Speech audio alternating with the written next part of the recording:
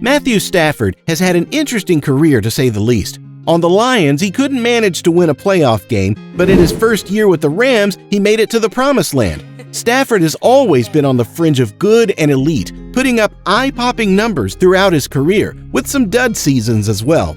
His career is truly a mystery, with many variables to put the blame on. But here's why I think Stat Pafford has always been an elite player. Let's start with the Lions organization. As a whole, the Lions have been a complete train wreck since the turn of the century. From Matt Millen to Matt Patricia, management has been a huge flaw in this 20-year rebuild for the Cats. Throw in the first 0-16 season in NFL history, and you've got a full-blown dumpster fire.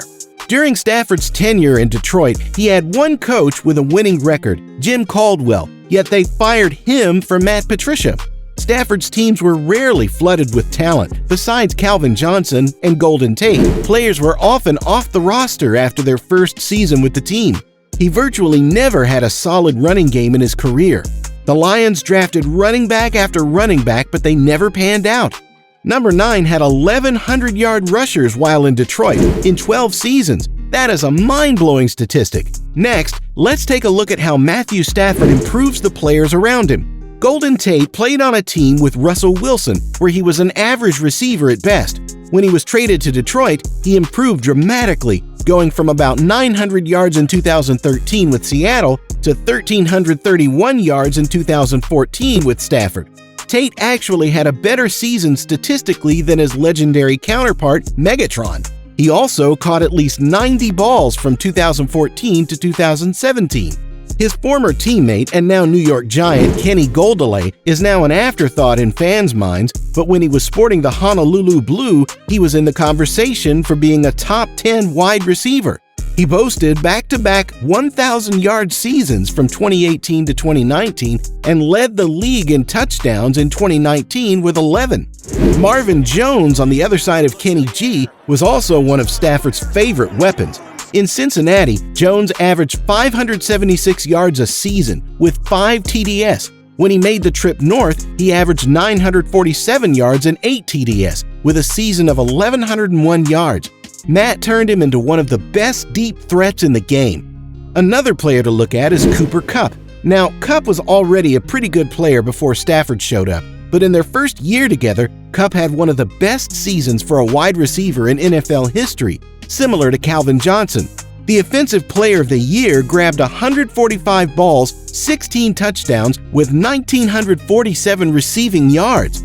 Kupp was never reaching these numbers with Jared Goff, and with the arrival of Matt Stafford, look for Cooper Kupp to be a perennial All-Pro.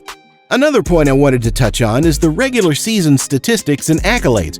Granted, Stafford has not racked up a ton of awards, which the elite often do, but if you take a look at his career stats, you would assume he has a house full of hardware. This stat from 2020, where they ranked QBs all-time at the age of 31, he ranked first in completions, 3,559, second in yards, 41,025, and third in touchdowns, 256. He is one of 10 QBs to throw for 5,000 yards in a season, has had 7 consecutive seasons of 4,000 yards for third all-time behind Drew Brees and Peyton Manning. He is top 12 in passing touchdowns all-time in passing yards. His seasonal averages are better than Ben Roethlisberger's and Eli Manning's and are on par with Matt Ryan's and Phillip Rivers.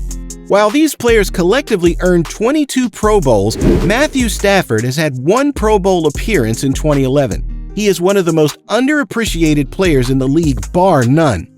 Not even this past season with the Rams did he make the Pro Bowl, arguably one of his best seasons. If not for the lack of hype and success in Detroit, since it is a smaller market, I think this man's career would have turned out much differently. Lastly, and maybe most important, his intangibles are very underrated. He's one of the most clutch players of this generation.